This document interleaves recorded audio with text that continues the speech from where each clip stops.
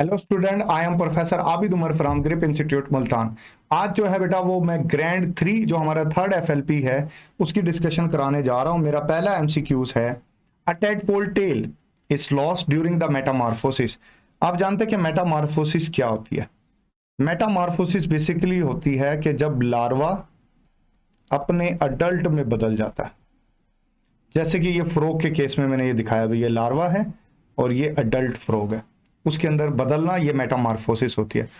Which organelle is involve. देखिए बेटा यहां पर बात पूछी जा रही है ऑर्गेनेली की, तो ये जो है ना ये वर्किंग होती है लाइसोसोम की, क्योंकि आप जानते हैं कि लाइसोसोम ऑटोफेगी भी करता है, मतलब जो एक्स्ट्रा पार्ट होते हैं उनकी लाइसिस कर देता है, और ये ऑटोलाइसिस भी करता है। ऑटोफेगी मैंने आपको बताया था कि ये होती है ऑर्गेनेली के लिए, और ऑटोलाइसिस होती है सेल की, सेल को ब्रेक करना। क्योंकि वो जो टेल है ना, ये टेल इसके सेल्स को जो है बेटा इसकी ऑटोलाइसिस दरकार होती है, जिसकी वजह से वो फ्रॉग के अंदर जो है वो कन्वर्ट होता है। इसमें एक हार्मोन भी इन्वॉल्व होता है, उसको कहते हैं थायरोक्सिन, शायद आपने पढ़ा, तो इस एंगल से भी आपने इसको जरूर देखना एमसीक्यूज को। बहरहाल हमारे क्वेश्चन का आंसर बनेगा Charlie. If nucleolus is not present in a cell the function. देखिए बेटा सबसे पहले तो न्यूक्लियोलस एक सब ऑर्गेनेली पार्ट है, मतलब न्यूक्लियस के अंदर होता है।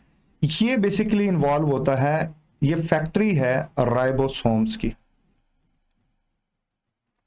राइबोसोम्स बनाता है ये। और राइबोसोम्स आप जानते हो कि वो प्रोटीन सिंथेसिस में इन्वॉल्व होता है। अगर न्यूक्लियोलस नहीं है तो राइबोसोम नहीं है, राइबोसोम नहीं है तो cell will not prepare the protein, तो ये ज्यादा सुटेबल है। ग्लाइकोलाइसिस साइटोप्लाज्म में होते, बाकी चीजें हो जाएंगी। आंसर हमारा बनेगा बीटा। फिर है उसके बाद mitotic division occur in all of the following. देखो बेटा माइटोटिक सेल डिवीजन जो होती है ये तमाम यूक्रियोट्स के अंदर पाई जाती है, ये यूक्रियोट्स प्रॉपर्टी है। प्रोक्रियोट के अंदर तो बेटा ये माइटोसिस या मियोसिस वो एब्सेंट होती है, इसमें सिंपल बाइनरी फिशन होती है, और सेक्सुअल रिप्रोडक्शन में सिर्फ कंजुगेशन होती है। और हमारा आंसर बनेगा Charlie. Plasma membrane is more fluid and flexible and pliable when. देखो बेटा इसकी जो लिक्विडिटी होती है ना, वो इसके अंदर मौजूद जो फैटी एसिड होते हैं, इसकी जो फ्लूइडिटी होती है ना, इंक्रीज और decrease with number of unsaturated fatty acid, कि कितने फैटी एसिड हैं उसके अंदर अनसैचुरेटेड, तो उसके ऊपर इसकी फ्लूइडिटी डिपेंड करती है। अनसैचुरेटेड फैटी एसिड ज्यादा होंगे it will be more fluid, unsaturated fatty acid कम होंगे it will be less fluid. जबकि इसकी स्टेबिलिटी जो होती है ना, फ्लूइड स्टेबिलिटी, उसको कोलेस्ट्रॉल देखता है। कोलेस्ट्रॉल इसको स्टेबिलिटी देता है, इसके लिक्विड को कम या ज्यादा नहीं करता, वो बेसिकली इसको स्टेबल रखने में। और इसका फ्लूइड नेचर वो बेसिकली फास्फोलिपिड या लिपिड की वजह से होता है। चल not related to the nucleus. Nucleus के साथ देखो बेटा, न्यूक्लियस में जो है यहां पर लिखा हुआ है एसिडिक डाई, ये बेसिक होता है। बेसिक डाई से जो है बेटा ये आपको दिखाई देगा, क्योंकि खुद न्यूक्लिक एसिड न्यूक्लियस जो है वो एसिडिक होता है। बाकी बातें ठीक है। What statement about the nuclear envelope is not true, it inner membrane bear the ribosomes. गलत, इसकी जो आउटर मेम्ब्रेन होती है ना, इनर तो बिल्कुल भी नहीं, ये तो बिल्कुल ही गलत होगी ना। जो आउटर होती है ना, आउटर, उसके साथ होता है सिस्टर्नी, सिस्टर्नी के ऊपर राइबोसोम होते हैं, न्यूक्लियर मेम्ब्रेन पर भी नहीं होते, बाहर की ही क्यों ना हो। तो यही बात गलत है। बाकी ठीक है कि आरएनए और प्रोटीन इसमें मूव करते हैं, डबल मेम्ब्रेन होता है और पोर्स भी होते हैं, बातें बाकी बातें ठीक है। हमारा आंसर जो है बेटा वो बनेगा about the nuclear envelope is not true. हमारा आंसर ये अल्फा बनेगा, नॉट बीटा, ये बनेगा हमारा जवाब। ठीक हो गया। चल विच one of the following is non protein, के कौन सा हिस्सा नॉन प्रोटीन होता है? देखिए कार्बोनिक एनहाइड्रेस ये एंजाइम है, ये तो प्रोटीन होता है। ग्लाइकोजन, ग्लाइकोजन जो है बेटा कार्बोहाइड्रेट होती है, कार्बोहाइड्रेट्स, तो बिल्कुल ये नॉन प्रोटीन है। ग्लूकागॉन भी प्रोटीन होता है, इंसुलिन भी एक प्रोटीन है, ये हार्मोन्स है basically. Which of the following give the helical form form a chain. देखो बेटा हेलिकल फॉर्म या स्कैंडी स्ट्रक्चर जो होता है ना, स्कैंडी स्ट्रक्चर, उसकी वजह से स्कैंड्री स्ट्रक्चर जो बनता है वहां अल्फा हेलिक्स पाई जाती है, और अल्फा हेलिक्स का जो स्ट्रक्चर होता है वो होता ही हाइड्रोजन बॉन्ड की वजह से। हमारा आंसर बनेगा beta.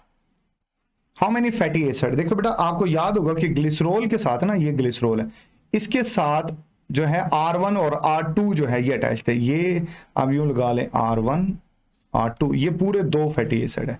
These are fatty acid जो टेल बनाते हैं, ठीक है ना। ये जो ये आपको दिखाई दे रहे हैं अनसैचुरेटेड है या सैचुरेटेड, 2 फैटी एसिड इसके साथ अटैच होते हैं, जो कि आपकी बुक में लिखा हुआ R1 और R2 के नाम से। तो आंसर हमारा बन जाएगा beta. Length of the each turn off the double helix, एक लेंथ जो डबल हेलिक्स होती है इसकी लेंथ होती है 3.4 नैनोमीटर, ये हमारी बुक में भी गिवन है। To code 146 amino acid of the beta chain, how many type of transfer RNA will be required. चाहे बेटा अमाइनो एसिड जितने भी हो, आपके पास टोटल जो ट्रांसफर आरएनए की तादाद होती है वो 45 है, लेकिन एक अमाइनो एसिड के लिए क्योंकि एक ट्रांसफर आरएनए चाहिए होता है, इसलिए कन्वेंशनली ये कॉन्सेप्ट डेवलप किया गया है कि ये 20 होंगे। वैसे 45 होते हैं टाइप्स, यहाँ ऑप्शन में अवेलेबल नहीं है 45, अगर होता तो हम 45 पर जाते। तो अब 20 अवेलेबल है तो आप 20 पर जा सकते हो, क्योंकि एक अमाइनो एसिड के लिए एक ट्रांसफर आरएनए होता है। Polypeptide bend and fold in itself forming a globular shape. देखिए बेटा जो ग्लोबुलर शेप होती है ना, ग्लोबुलर, ये टर्शरी में पाई जाती है, और आप जानते हैं कि एंजाइम के पास मोस्टली जो स्ट्रक्चर होता है वो टर्शरी होता है। आंसर देख लें, अब हमारा बन जाएगा alpha. Which one of the following bond permanently to the active side. देखो बेटा जो नॉन कॉम्पिटिटिव इनिबिटर होते हैं या इरिवर्सिबल जो इनिबिटर होते हैं, वो इरिवर्सिबल इनिबिटर नॉन कॉम्पिटिटिव होते हैं, वो होते ही नॉन कॉम्पिटिटिव नेचर के। तो हमारा आंसर बनना चाहिए चार्ली, एलेस्टेरिक भी नहीं बनेगा। Which graph show the change in the substrate concentration during the course of enzyme. देखो बेटा ये अल्फा बनेगा, क्योंकि इसी के अंदर ऐसा होता है कि ये बढ़ता है और जब एंजाइम की मिकदार खत्म हो जाती है तो ये ऐसे कांस्टेंट हो जाता है। तो इसमें बनना चाहिए हमारा जवाब alpha. Direction of the carbon assimilation occur in. देखो बेटा डायरेक्शन में कैल्विन साइकिल जो होता है ना, वहां पर जो है बेटा वो एसिमिलेशन होती है कार्बन डाइऑक्साइड की, आप ये देख भी रहे हो। और ये जो है ना ये रिएक्शन होता है, आप जानते हैं ये सारा रिएक्शन स्ट्रोमा ऑफ क्लोरोप्लास्ट के अंदर होता है। कैल्विन लाइट रिएक्शन तो आप जानते हैं थैलाकाइड में होता है, थैलाकाइड की सरफेस वैल्यू जो है बेटा ये पाया जाता है लाइट रिएक्शन। लाइट रिएक्शन यहां होता है जिसमें यहां कार्बन एसिमिलेशन नहीं है, यहां लाइट एसिमिलेशन है। कार्बन एसिमिलेशन जो होती है वो डार्क रिएक्शन में होती है कैल्विन साइकिल में। इन क्रैब साइकिल के अंदर आप जानते हैं बेटा जो एसिटिक एसिड होता है, पहले ये जो है बेटा ये कन्वर्ट हो जाता है एसिटाइल कोएंजाइम में, बेसिकली कार्बन डाइऑक्साइड और वाटर के अंदर। During process of lactic acid fermentation, देखिए लैक्टिक एसिड जो फर्मेंटेशन होती है ये एक एनारोबिक प्रोसेस होता है। इसके अंदर जो पायरोवेट होता है ना, ये आप देख सकते हो, ये पायरोवेट,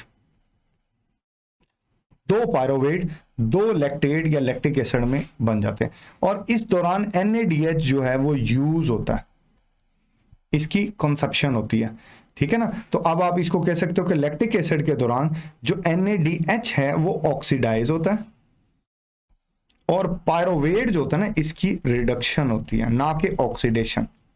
ये रिड्यूस हो जाएगा क्योंकि इसने इलेक्ट्रॉन और 2 प्रोटॉन गेन कर लेने और ये पायरोवेट के पास चले जाने, क्योंकि इसने गेन करने। तो यहां NADH ऑक्सीडाइज होता है। अगर पायरोविक एसिड ऑक्सीडेशन होता है तो वहां पायरोवेट ऑक्सीडाइज होता है और NADH बनता है, ना कि इस्तेमाल होता है। यहां लैक्टिक एसिड फॉर्मेटेशन में NADH यूज होता है, तो इसलिए आंसर हमारा बनेगा delta. Conversion of the light energy into chemical energy, बेटा ये लाइट रिएक्शन है बेसिकली, इसको ये मैंने अभी डिस्कस किया था, ये थैलाकाइड में होता है। Partial breakdown of the sugar in anaerobic respiration form, ये बेटा लैक्टिक एसिड बनाएगा, ठीक है ना।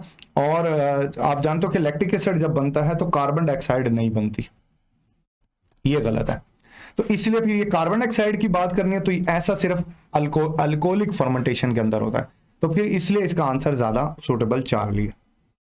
इन which step ATP is not produce, कौन से स्टेप में ATP पैदा नहीं होती। देखो बेटा आप जानते हो कि ये जो ऑक्सीडेशन ऑफ पायरुविक एसिड होता है ना, इसमें NADH पैदा होता है, डायरेक्टली ATP पैदा नहीं होती। तो आप इसमें ये मेंशन कर सकते हैं Charlie. Which virus does not cause any disease itself, show common symptoms like swollen lymph node, flu, loss of judgement and diarrhoea. ये HIV के केस में होता है। Which of the following has no cellular organisation, virus की के अंदर cellular organisation नहीं पाई जाती, इसलिए इसको 5 किंगडम में भी नहीं रखते। RNA retrovirus have special enzyme with synthesise the DNA, वो रिवर्स ट्रांसक्रिप्टेज होता है ना, रिवर्स ट्रांसक्रिप्टेज होता है, ये आरएनए को डीएनए बना देता है, जिसको आप cDNA बोलते हो। फिर उसके बाद है during pyrosis, pyrosis acidic burning को कहा जाता है, चेस्ट बर्निंग जो होती है। The acidic chyme is back flush into oesophagus, वो एसोफेगस में एसिड थोड़ा आता है जिसकी वजह से बर्निंग होती है। Bile salt are activator of which enzyme, देखो बेटा बाइल साल्ट जो होते हैं ना, ये पीएच को जो है ना वो अल्कलाइन बना देते हैं, जिसकी वजह से जो पेनक्रियाज के जो एंजाइम्स होते हैं वो वर्किंग करना शुरू करते हैं, खासकर फैट डाइजेस्टिंग जो होता है, क्योंकि बाइल का किरदार होता है फैट डाइजेशन में, फैट डाइजेशन एंड एब्जॉर्प्शन में इसका किरदार होता है। तो लाइपेज जो है ना वो मोर एक्टिव हो जाएगा, क्योंकि ये बेसिक मीडिया में ही सिर्फ काम करेगा, और जो फूड आ रही है वो एसिडिक है, तो बाइल साल्ट जो है उसकी न्यूट्रलाइजेशन कर देंगे। विच one of the following the correct matching of the site of action on given substrate, आप देखें इसके अंदर जो डेल्टा 4 है ना ये बिल्कुल ठीक है। अब देखो स्मॉल इंटेस्टाइन, प्रोटीन, पेप्सिन और अमीनो एसिड बिल्कुल ठीक है। स्टार जो होता है अमाइलेज स्मॉल इंटेस्टाइन में नहीं पाया जाता, ये पेनक्रियाज पैदा करता है। ड्यूडिनम में ट्राइग्लिसराइड, ट्रिप्सिन, ये भी कॉम्बिनेशन गलत दिया हुआ है। फैट और स्टमक माइसेल्स ये स्मॉल इंटेस्टाइन में होता है, तो मोस्ट अप्रोप्रिएट जो इसमें पोर्शन है वो डेल्टा बनेगा। Cavity in the with in the joint, joints में जो कैविटी होते हैं ना उसको स्नोवियल कैविटी कहा जाता है, तो आंसर बनेगा synovial. In the classification of the joint which on the following is true, देखिए बेटा इसके अंदर जो जितने भी स्नोवियल जॉइंट होते हैं ना वो सारे फ्री मूवेबल होते हैं, जैसे आपके हिंज जॉइंट है, बॉल एंड सॉकेट जॉइंट है, ये स्लाइटली मूवेबल, बाकी बातें गलत लिखी हुई है। द करेक्ट सीक्वेंस जो होता है, सबसे पहले जो नर्व इंपल्स आती है वो सार्कोलीमा के पास आती है। न्यूरोमस्कुलर जंक्शन जो होता है ना, न्यूरोमस्कुलर जंक्शन इसी के ऊपर डेवलप होता है। फिर यहां से ये मैसेज आता है टी ट्यूब्यूल को, टी ट्यूब्यूल से सार्कोप्लाज्मिक रेटिकुलम में, जो कि कैल्शियम आयन को रिलीज कर देता है। तो अब आप देख लें हमारा आंसर जो है वो बन जाएगा alpha. The movement of the digestion product electrolyte, vitamin and water across the GIT epithelium is in blood and lymphatic vessel, this will called simple absorption कहलाता है। ये आपने इंटेस्टाइन को अरेंज करना है, सबसे पहले होगी असेंडिंग क्लोन, फिर होगी ट्रांसवर्स, फिर होगी जो है डिसेंडिंग, और फिर होगी सेगमाइड क्लोन। इस हिसाब से हमारी तरतीब जो है वो बनेगी जो है बेटा वो अल्फा। ठीक हो गया, अल्फा बन जाएगी। ठीक है ना, यहां पे आगे सबसे पहले असेंडिंग, फिर आगे ट्रांसवर्स, ठीक है, तीसरे पे दूसरे पे आएगी ट्रांसवर्स और फिर सेगमाइड, बिल्कुल ठीक है, अल्फा बनेगी। Beginning at the lumen the sequence of the layer of the digestive, देखो बेटा सबसे अंदर वाली लेयर होती है मैकोसा, फिर सबमैकोसा, मस्कुलरस और सबसे आखिर में serosa. Complete the following statement using the choice below, air moved out of the lungs, ठीक है, हवा जो है ना वो बाहर की तरफ जा रही है। When the pressure inside the lung, देखो बेटा जब प्रेशर हवा जो है फेफड़ों में ज्यादा होगा तब ही एयर जो है वो एक्सेल हो सकती है। Greater the pressure than the atmosphere, बिल्कुल ठीक है, बीटा बनेगा।